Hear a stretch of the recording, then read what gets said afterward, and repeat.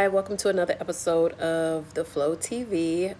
This series is going to be called the Cancel series, and I'm speaking about pull the plug.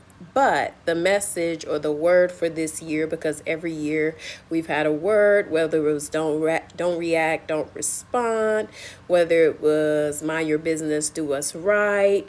Last year we had the blessing and the breaking. We broke bread. We prayed over our bread. This year, 2025, is the swift shift.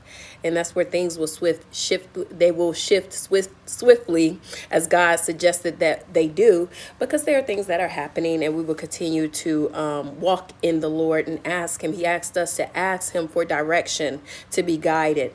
And there are moments and times and seasons in our life where God will glide you. You ever seen that photo of like the footprints where God is carrying people? Sometimes He'll move you as a pawn or tell you to go in a direction. And sometimes it seems as if you weren't there because God, the mighty hand of God, just so happened to happen. And it was just by happenstance that miracles and supernatural things have occurred. And He brought upon my mind that there are places that we go and the hand of God will move us as we go there. But there are signs of like healing, signs of God. And that's what this will be.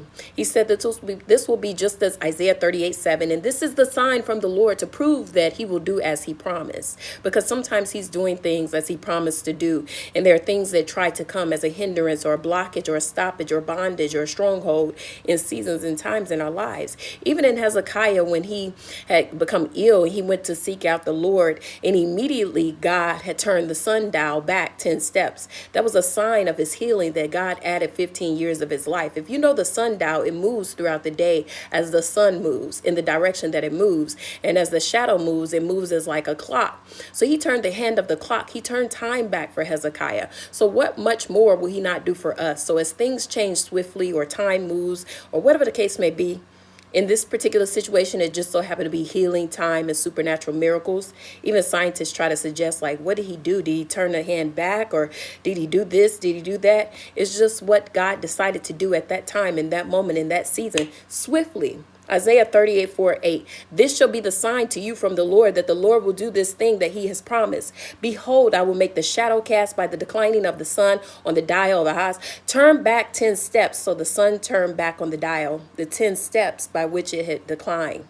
Just as God guided the children of the Israel through the promised land, He will guide you through 2025.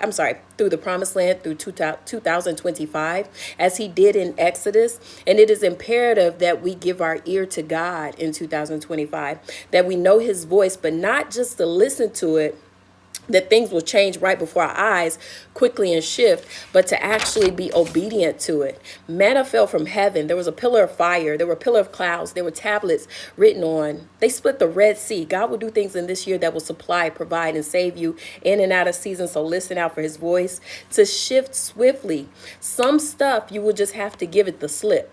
That means you just slip out on it. Like, you slip out when somebody talking to you and they ain't talking right. You're like, oh my God, I gotta slip. I gotta go. There was a moment in the Bible in Luke 4 where Jesus was preaching in His hometown, and they set out everyone in the meeting place, seething with anger. They threw Him out, banishing Him from the village, then took Him to a mountain cliff at the edge of the village to throw Him to his doom. But He gave them the slip and was on His way.